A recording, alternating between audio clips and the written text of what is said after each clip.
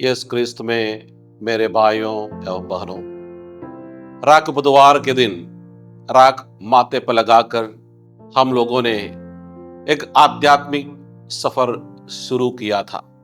आज के दिन हमारा चिंतन के लिए प्रभु का ये वचन, वह समय आ गया है जब मानव पुत्र महिमान्वित किया जाएगा। ये साफ है, प्रभु अपने मृत्यु के बारे में ही हमें बता रहा है। यहाँ एक सवाल उत्पन्न होता है, मृत्यु का घड़ी कैसे महिमा का समय होगा? ये ईसाई आध्यात्मिक चिंतन का एक नवीन रास्ता है। हम जानते हैं प्रभु का महिमा का समय उस समय भी था जब वह ईश्वर होने के बावजूद एक निरे बच्चे के रूप में जन्म लिया था। आज प्रभु का ये वचन मेरी महिमा का घड़ी है, वो अपना मृत्यु है। हमारा जो सफर शुरू किया गया था, वो सफर उस काली कब्र में जाकर समाप्त होगा, जो हमें ये संदेश देगा प्रभु मसीह यहाँ नहीं है, वो जीवित है। अर्थात प्रभु का मृत्यु जीवन देने वाला है। प्रभु का मृत्यु जीवन का विनाश नहीं, जीवन का विकास है। हम सब प्रभु के साथ इस मृत्यु के रास्ते में निकलकर पुनर्जीवन का महिमा देखेंगे। लेकिन प्रभु का यह सफर जब हम उनके साथ चलेंगे, जिस तरह प्रभु ने 40 दिन 40 रात उपवास किया था, उस रेगिस्तान का अनुभव हमारे जीवन में भी होगा, जहां हमारे आसपास कुछ भी नहीं है।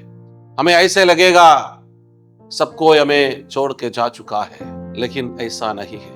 प्रभु का रेगिस्तान का अनुभव वो अपने पिता के साथ एक होने का एहसास था। उपवास और परहेज का इन दिनों में हमें विश्वास होना चाहिए कि ईश्वर हमारे साथ है। जब हम ईश्वर के साथ इस सफर में आगे बढ़ेंगे, हम धीरे धीरे उनको जीवन को अनुभव करने लगेंगे। ये प्रभु का उस वचन के साथ साथ हमें जोड़कर उसके अन्य वचनों को भी याद करना होगा, जहां प्रभु कहते हैं गेहूं का दाना जब तक मिट्टी में गिरकर मर नहीं जाता, तब तो वह अकेले ही रह जाता है। जब वह मर जाता है, बहुत फल उत्पन्न करेगा। यदि हम जीवन प्राप्त करना चाहते हैं, तो हमें आत्मत्याग की रास्ते पे निकलना होगा। ये आत्मत्याग, आत्मसमर्पण हर दिन हमें करना होगा।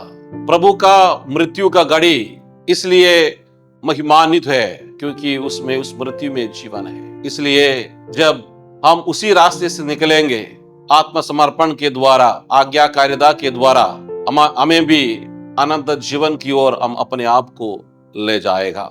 क्योंकि इस 40 दिन का यह सफर प्रभु के पुनरुत्थान में ही समाप्त होगा। हमें याद होना चाहिए प्रभु का उस कदर उस शहर में हुआ था जो अपने शक्ति के लिए, सौंदर्य के लिए जाना जाता था।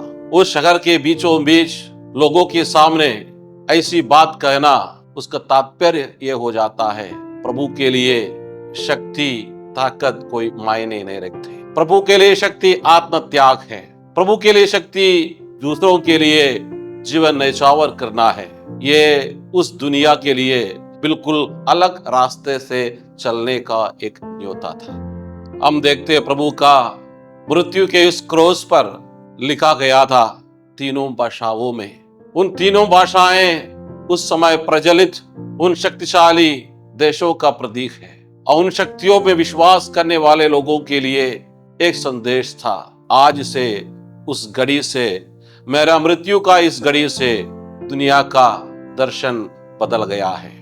यहाँ आत्मत्याग ही एकमात्र ऐसा रास्ता है जो जीवन की ओर हमें ले जाता है। इस क्रिस्त में मेरे मित्रों, जब हम इस 37वां दिन समाप्त होगा, जब हम अगले दिन की ओर कदम बढ़ेंगे, प्रभु हमें ये आह्वान करता है, जिस तरह प्रभु स्वयं अपने जीवन को समर्पित करते हुए हजारों लाखों और उस दुनिया के सब निवासियों को जीवन प्रदान किया। हमें भी हर एक छोटी छोटी उपहारों के साथ दूसरों को जीवन में बदलाव लाने के लिए कोशिश करना चाहिए। आमीन।